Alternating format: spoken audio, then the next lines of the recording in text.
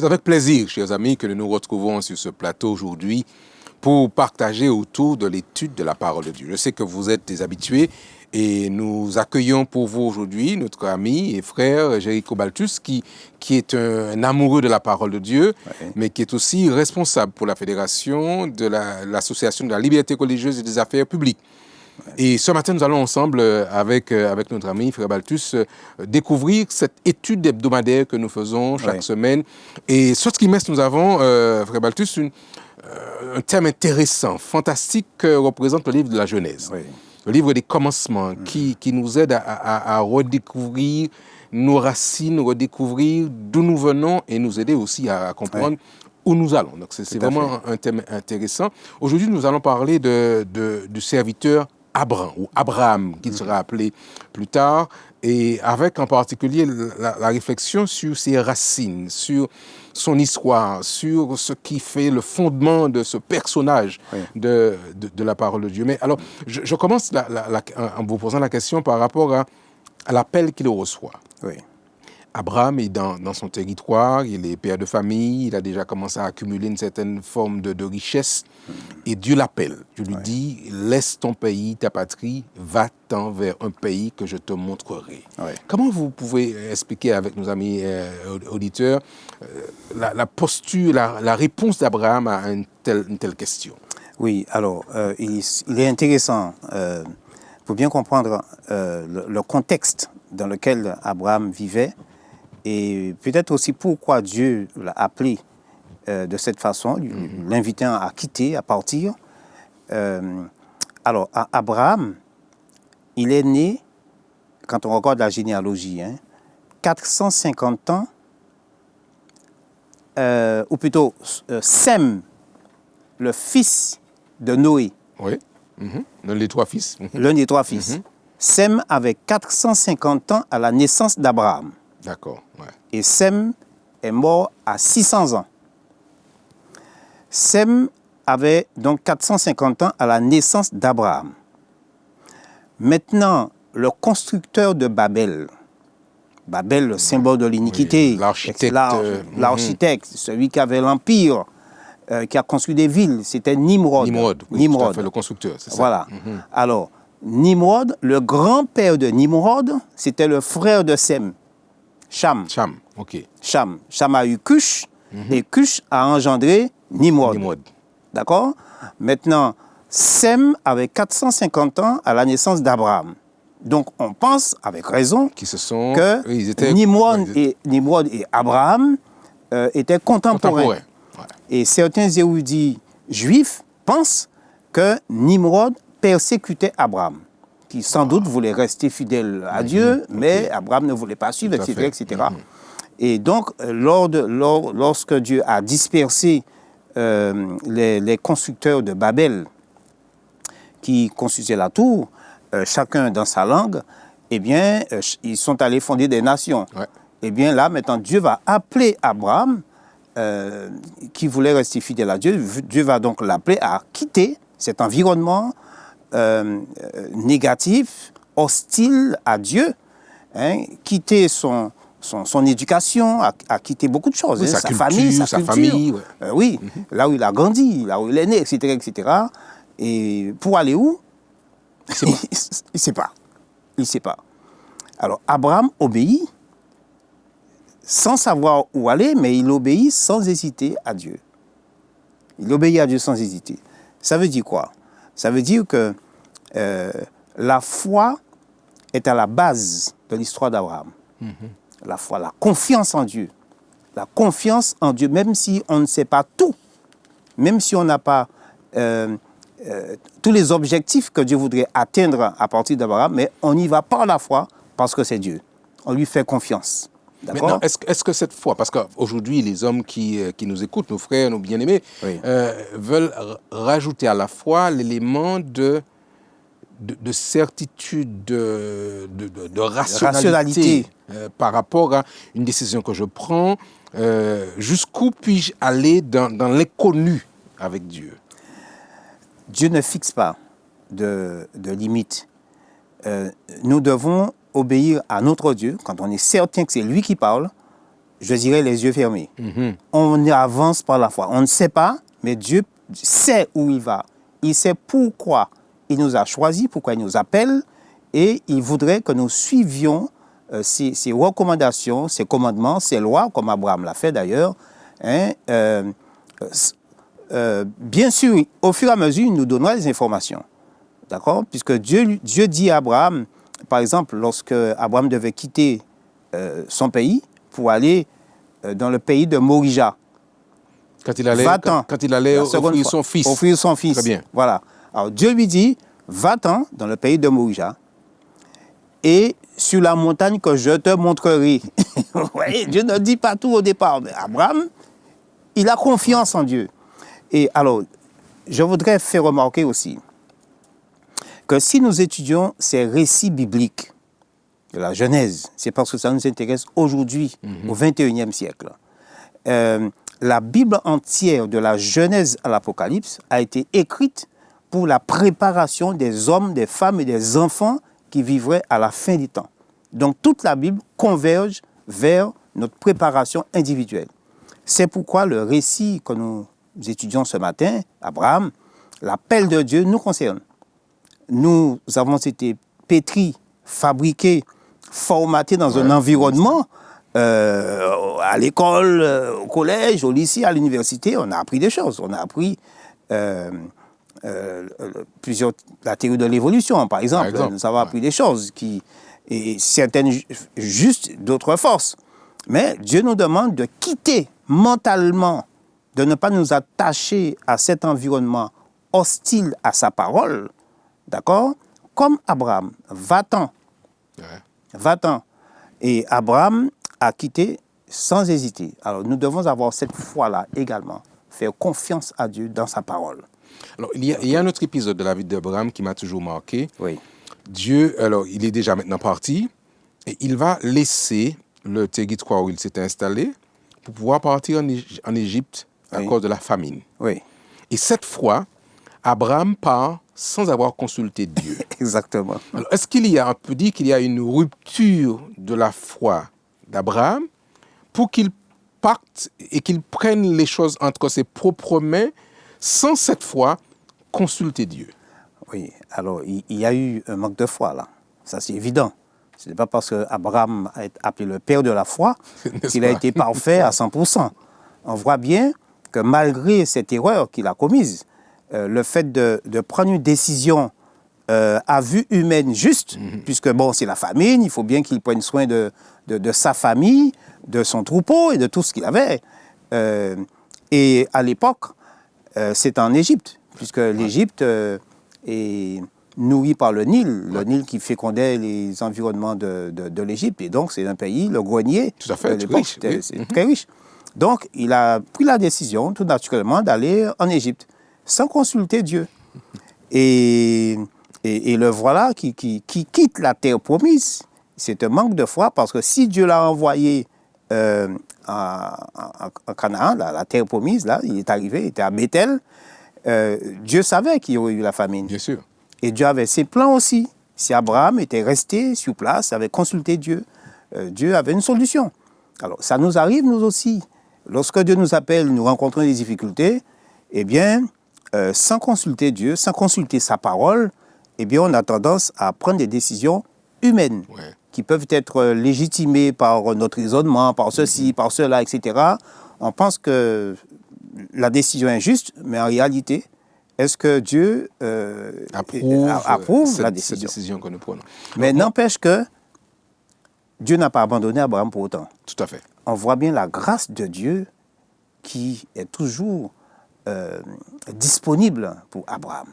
Dieu voit qu'on se trompe, il ne va pas s'imposer à nous. C'est la liberté religieuse. Tout à fait. En fait. Tout à fait. Dieu ne s'impose pas à Abraham. D'accord? Abraham prend une décision et Dieu le laisse faire. Mais Dieu le suit malgré tout. Et c'est pourquoi Dieu est intervenu pour que Pharaon... Tout à fait. Ne puisse pas, par rapport au projet de Pharaon de récupérer la femme d'Abraham, etc. Voilà. Alors, il y a un autre épisode de la vie d'Abraham qui m'a aussi marqué. C'est dans la manière dont il a géré le conflit entre ses propres bergers à lui Oui. et les bergers de son neveu, Lot. Oui. Je trouve cette attitude assez particulière. Est-ce que vous pouvez élaborer un petit peu pour nous sur l'attitude, la réaction d'Abraham dans la gestion de ce conflit? Oui, ça c'est important parce que Lot, c'est le neveu d'Abraham. Il est beaucoup plus jeune, c'est le neveu. D'accord? Il aurait pu être le fils d'Abraham. Oui, tout à fait. Alors, Abraham, c'est le patriarche, c'est l'aîné. Ouais. C'est celui qu'on doit respecter. Et alors, ils reviennent de l'Égypte et le pays est devant eux. Alors, Abraham dit à Lot, bon, choisis là où tu veux aller, puisque Lot a aussi des biens. Ouais. Maintenant, en tant que, je dis jeune homme, en tant que jeune homme bien élevé, il aurait pu dire, mais non, mon oncle, c'est toi. La prééminence au senior. Au senior, voilà. Mais la Bible nous dit, et ça c'est important, la Bible nous dit que Lot leva les yeux et regarda. Ouais. Il fait une appréciation du territoire. L'appréciation du territoire. Et ça, c'est un symbole qu'on ne doit pas oublier. Il regarda et il vit. Il vit que la plaine était fertile, il vit que il va se développer, il va faire ceci. Alors, dans sa tête, il y a toute une sorte d'imagination des choses qui vont arriver. Alors, cet aspect des choses, lever les yeux et voir, c'est dans la Bible, leva les yeux et regarda. Ça fait penser déjà à Ève. Oui. Elle vit que le fruit était bon. Elle vit tout l'intérêt qu'il pouvait avoir à manger le fruit défendu. Lot a vu aussi tout l'intérêt qu'il y aurait à faire ceci, à faire cela, etc. Lors de la tentation de Jésus-Christ par Satan. Le même processus. Le même processus. Le diable lui montre les choses. Regarde, je te donne toutes ces choses. Si tu te prosternes, il m'adore. C'est le même processus. Ouais. C'est le même séducteur. Eh bien, c'est lui. Alors, lorsque nous devons prendre des décisions, moi, je dirais, attention pour ne pas lever les yeux. Ouais. Attention pour ne pas prendre des décisions guidées par l'intérêt personnel, guidées par le désir de se faire plaisir avant tout. Et c'est ça le danger qui nous guette aujourd'hui. Hein, parce que cette histoire-là, elle est là dans la Bible, mais les gens sont morts. Mais nous sommes vivants aujourd'hui et ça doit nous servir de leçon. Donc attention, maintenant, regardez bien. Après que Lot ait choisi, Dieu s'adresse à Abraham. Voilà. Et Dieu lui dit, lève les yeux et regarde. Mais attention, c'est vraiment intéressant. Attendez là, je vais vous lire. Je suis au chapitre 13, au verset 10. Lot leva les yeux et vit toute la plaine du Jourdain qui était entièrement arrosée avant que l'Éternel ait détruit Sodome et Gomorrhe. D'accord? Entièrement. Leva les yeux et vit. Ensuite, je suis au verset 14. L'Éternel dit à Abraham, après que Lot se fut séparé de lui, lève les yeux et du lieu où tu es, regarde vers le nord et vers le midi. Nos yeux doivent être dirigés par la parole de Dieu. Ouais. Et ça, c'est important. Nous devons diriger nos yeux vers ce que Dieu voudrait que nous voyions. La façon dont Lot a considéré la plaine n'est pas la même dont Abraham a considéré les choses. Parce que c'est Dieu qui lui montrait. Il était inspiré de Dieu à ce moment-là. D'accord? Et ça, c'est vraiment important. Je rappelle que à la création, parce que nous sommes dans la Genèse, bien sûr, c'est l'idée du commencement, tout à fait. C'est la parole de Dieu qui agit. La parole de Dieu. Dieu dit et les choses sont arrivées à l'existence. D'accord? La parole de Dieu. Maintenant, Abraham leva les yeux sur la parole de Dieu. C'est la parole de Dieu qui a dit, lève les yeux. Et n'oublions pas que derrière la parole de Dieu, il y a de l'énergie, il y a de la puissance, il y a de la force, il y a le succès, il y a tout derrière la parole de Dieu. Si nous décidons de suivre la parole de Dieu, de lever les yeux conformément à la parole de Dieu, eh bien, même si nous ne savons pas, nous n'avons pas les objectifs au départ, mais nous savons que nous suivons la parole de Dieu. et Dieu est derrière sa parole. Tout à fait. Et ça, c'est très fort. Tout à fait. Oui. Alors, chers amis, nous sommes en train de considérer, vous comprenez bien, les racines d'Abraham, son histoire, son ancrage. Et le livre que nous étudions nous donne ces réponses. Et je suis très heureux de partager avec Frère Valtus cette étude qui est belle, qui est riche. Ouais. Abraham, dans sa vie, croise la vie d'un autre homme particulier, en la personne de Melchisédek. Alors, pour nous, jeunes étudiants de la parole du Seigneur, nous avons toujours trouvé que ce personnage était un petit peu mystique, mystérieux. J'aimerais que vous puissiez nous décrire un petit peu cette rencontre. Qui était ce Melchisédek dont parle la Bible? La Bible dit roi de Salem, roi de paix, justice, etc. Salem, c'était une ville à l'époque. C'était une ville. Maintenant, il faut voir dans quelles circonstances Abraham l'a rencontré. Tout à fait. Abraham rencontre Melchisédek. Alors, Abraham, j'invite les lecteurs, nos auditeurs à relire ce récit. Et après que l'eau se soit séparée d'Abraham, il y a eu la guerre pour la maîtrise de la contrée. Et Lot a été emmené à l'issue du conflit, prisonnier avec sa famille, et Abraham l'a su. Et Abraham a armé 300 environ personnes, et ils sont allés pour délivrer Lot, et ils ont ramené aussi les richesses qu'on avait pris de Sodome. Tout à fait. Alors, au retour, maintenant, Abraham rencontre Melchisédek. C'est ça, ce fameux personnage. Le roi de Salem. Et la Bible nous dit qu'il bénit Abraham. Abraham lui donna la dîme de tout. Sacrificateur du Dieu très haut. Melchisédek, c'était un être qui existait véritablement. Il était roi de Salem. Maintenant, il était sacrificateur du Dieu très haut dans la ville de Salem. Nous n'avons pas d'informations précises sur Melchisédek. Alors, je voudrais faire remarquer que, Melchisédek est présenté comme un type de Jésus-Christ, puisque lui, il était sacrificateur, Melchisédek. Abraham, lui, peut-être qu'il a entendu parler de Melchisédek. Melchisédek n'était pas un juif. Il n'était pas un juif, puisqu'à l'époque, les juifs n'existaient pas. Alors, je voudrais signaler que entre... Abraham a donné la dîme à Melchisédek. C'est ça, parce que ça, c'est un élément important. C'est un élément important. Alors, je ferai d'une pierre deux coups. Abraham a donné la dîme à Melchisédek. OK?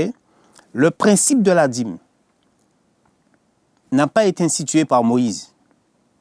Parce qu'on trouve ce principe-là dans la Bible, Lévitique. Tout à fait. OK? Ce n'est pas Moïse qui a institué le principe de la dîme.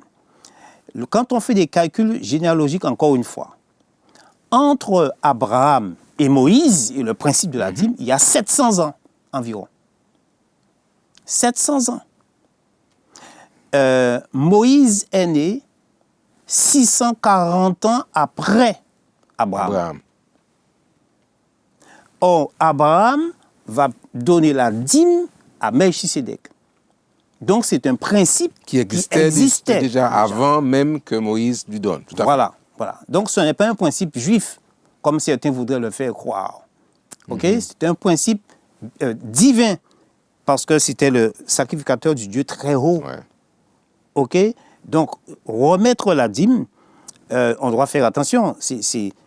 D'ailleurs, le symbole de la dîme, l'esprit dans lequel on donne la dîme, c'est que la dîme est un don de Dieu qu'il nous fait. Et que nous retournons à son propriétaire. Oui, puisque Abraham a gagné. C'est Dieu qui a fait si Abraham a gagné. D'accord? Donc Abraham va donner la dîme, c'est-à-dire qu'il reçoit de Dieu et il donne à Dieu ce qui lui revient. Donc ce n'est pas une offrande qu'on fait à Dieu. D'accord? Tout à fait. C'est quelque chose qui lui appartient au départ. Il appartient à Dieu. Alors, mais ce Melchisédek, il rencontre Abraham après sa victoire, après la victoire d'Abraham. Tout à fait. Le sacerdoce de Melchisédek n'est pas un sacerdoce qui est répertorié dans la Bible. D'accord? Nous avons les généalogies, comme j'ai dit tout à l'heure, Oui. de Sem, etc., d'Abraham, etc., mais pas de Melchisédek. C'est pourquoi dans Hébreu, il nous dit sans généalogie, puisqu'on ne connaît pas ses origines. Tout à Mais fait. c'est quelqu'un qui existait réellement. D'accord? Mais c'est un type de Jésus. Pourquoi? Parce que le sacerdoce lévitique, donc après Moïse, ça a été donné aux Lévites. D'accord? Aux Lévites. Maintenant, Jésus n'est pas un descendant de Lévi, fils de Jacob. Tout à fait. Jésus est descendant de Judas, quatrième fils de Jacob. Lévi était le troisième fils. Alors, donc, le sacerdoce, logiquement, ne devait pas revenir à Jésus, puisqu'il n'est pas descendant de Lévi. Voilà. Donc, mais Jésus arrive comme souverain sacrificateur, de façon Presque inattendue. Inopinée, comme Melchisédek. Comme Melchisédek, pareil. D'accord? Et Melchisédek arrive après la victoire. Après la victoire d'Abraham. Mais Jésus arrive en tant que souverain sacrificateur aussi après la victoire. Ouais. Sa victoire. Ouais. Il a remporté la victoire sur la croix. C'est là qu'il prend son rôle de souverain sacrificateur. C'est là qu'il prend son rôle de souverain sacrificateur. Et ça, c'est important. C'est pourquoi Jésus, Melchisédek est un type de Jésus. La même chose. Alors, donc, nous devons exprimer, de même que Abraham a exprimé sa reconnaissance à Dieu en remettant la dîme. Nous devons faire pareil. Nous devons faire pareil, reconnaissance à Jésus-Christ en remettant la dîme. Le même mouvement. Pratiquement, notre histoire, c'est celle-là. Nous sommes en train de lire. Même système. Voilà. C'est pourquoi je disais tout à l'heure que toute la Bible converge vers notre préparation pour la fin des temps. Alors, si tu permets... Le temps nous manque. Je sais que nos auditeurs sont accrochés devant leur poste pour pouvoir apprécier. Nous allons rapidement conclure puisque notre temps est fini. Et parce qu'il y a tellement de choses à dire par rapport au personnage d'Abraham. Un dernier mot sur ce qu'on peut tirer de l'expérience de Daniel, d'Abraham avec ses racines pour ceux qui nous regardent aujourd'hui. Oui, alors, une chose importante, entre autres, Abraham, il quitte Ur, son pays d'origine. Il arrive, il s'installe à Bethel. OK? De Bethel, il y a la famine, il va en Égypte. Ouais. Il est chassé en raison de l'histoire qu'on connaît, il retourne et il revient à Bethel. Tout à fait. D'accord? Ceci nous montre quelque chose. Retourner avec Dieu. Quand on commet une erreur, on doit faire marche arrière. On doit avoir le courage de vaincre son moi, son orgueil personnel, sa fierté, pour redémarrer. Ouais. Il faut avoir la force de capituler entre les mains de Dieu. Et je vais vous lire, si vous permettez, un texte qui se trouve... attendez. Voilà, Jérémie chapitre 6, verset 16. « Ainsi parle l'Éternel. Placez-vous sur les chemins, regardez, demandez quels sont les anciens sentiers. » Retour à Bethel. Quelle est la bonne voie? Quelle est la bonne voie? Marchez-y et vous trouverez du repos pour vos âmes. Amen. Ça, c'est important. Merci. Oui. Merci à notre ami Frère Balthus. Chers amis, merci d'avoir participé avec nous à ce moment. Nous savons que vous auriez envie de continuer. Je vous invite à rester connectés parce que la parole de Dieu nous révèle nos racines, mais nous révèle surtout le plan et le projet que Dieu a en réserve pour chacun d'entre nous. Oui, bonne étude et que Dieu vous bénisse. Nous allons terminer par la prière et je vous invite à vous incliner avec moi là où vous êtes pour que nous puissions prier. Prions ensemble. Ok, merci. Père éternel, nous te disons merci de ce que ta parole se révèle, que nous comprenions quel est le plan que tu as en réserve pour chacun d'entre nous. Que tu continues à bénir ton peuple, ceux et celles qui étudient ta parole, aide-nous à comprendre le plan que tu as en réserve pour chacun. Nous avons prié, Seigneur, au nom de Jésus et pour ta gloire. Amen. Amen. Amen. À très bientôt, chers auditeurs.